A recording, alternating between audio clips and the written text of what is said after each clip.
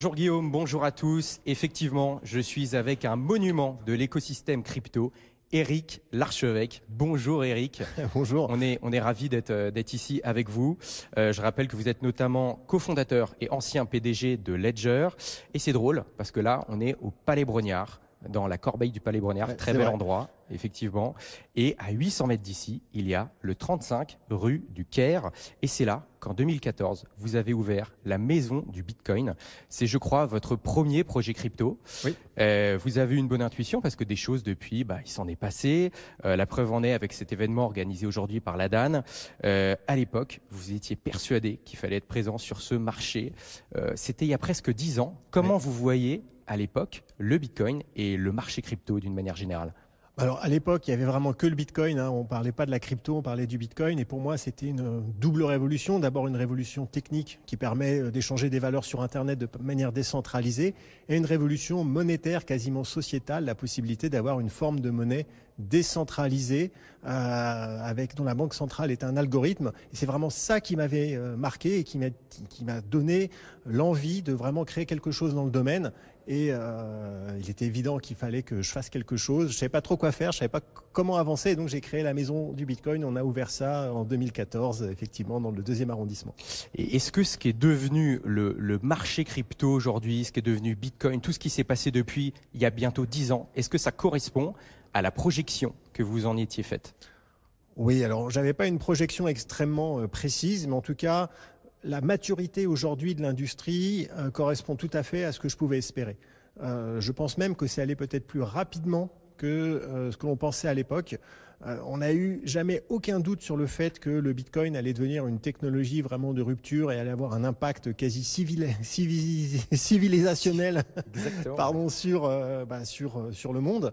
Et aujourd'hui, je pense que c'est en passe de se réaliser. Et pour moi, toute une question de temps. Ça va continuer à se développer. À quelle vitesse? Ça, c'est difficile à dire, mais je n'ai aucun doute. Je n'ai pas moins de doutes, ni plus de doutes aujourd'hui sur l'avenir du Bitcoin et du marché crypto en général. Et paradoxalement, dans l'histoire de Ledger, par exemple, Bitcoin n'a pas toujours été votre meilleur allié. En tout cas, pour lever des fonds, en 2017, on se souvient avec la Maïf, qui valait mieux parler de blockchain que de Bitcoin, qui apparemment en faisait paniquer plus d'un. Est-ce que c'est encore le cas aujourd'hui?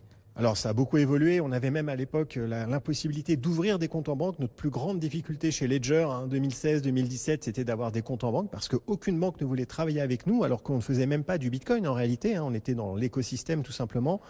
Aujourd'hui, ça a beaucoup évolué, on va maintenant dans le bon sens. Je pense qu'il reste encore évidemment des étapes à franchir et une entreprise qui fait du Bitcoin, de la crypto, c'est pas certaine qu'elle pourra ouvrir un compte en banque facilement, mais il y a vraiment beaucoup de progrès, il y a une régulation qui se met en place. Aujourd'hui, on a dépassé les poncifs de dire que le Bitcoin, la crypto, c'est pour financer le terrorisme, c'est le blanchiment, c'est les tulipes, c'est une Ponzi, c'est un système de Ponzi. Non, aujourd'hui, je pense que la critique, parce qu'elle est normale et nécessaire, de Bitcoin et de la crypto, est passée à un niveau quand même de meilleure maturité, et ça, c'est une très bonne nouvelle.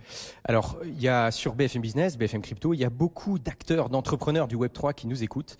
Quels conseils vous auriez à leur donner aujourd'hui pour lever des fonds dans le Web3 avec ce contexte?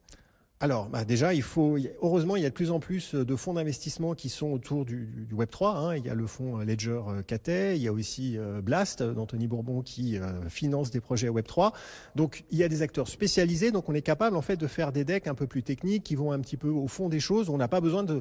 Avant, il fallait passer son temps à expliquer Bitcoin avant de passer aux choses sérieuses. Maintenant, on est passé à un autre niveau. Et donc là, je pense que ce qui est important, c'est vraiment être dans l'usage, dans la preuve. Il faut être très concret. Il y a deux types de projets. Soit on est sur vraiment des protocoles, des choses extrêmement techniques, et là, il faut faire confiance à ses ingénieurs. Soit on est sur un projet plus d'usage, et là, il faut faire confiance à son expérience utilisateur, parce que c'est vraiment ça la plus grande difficulté aujourd'hui. Ce qui permettra d'aller plus loin dans l'adoption, c'est l'expérience utilisateur, et c'est ça qu'il faut travailler. Aujourd'hui, on est encore en bear market. On pourrait se dire qu'un bear market, c'est qu'une question de timing, mais quand on est chef d'entreprise, Web3, entrepreneur, c'est un peu plus compliqué que ça, parce qu'on a des investissements à faire. Pareil, un peu même question, quel conseil vous pourriez leur donner dans leur timing d'investissement notamment? Comment s'y prendre? Alors, le mot-clé là, c'est la patience. parce qu'on est dans un environnement économique de manière difficile, que ce soit pour les entrepreneurs classiques ou Web3. C'est vrai que la crypto est en bear market, mais on est en bear market d'un point de vue général au niveau économique.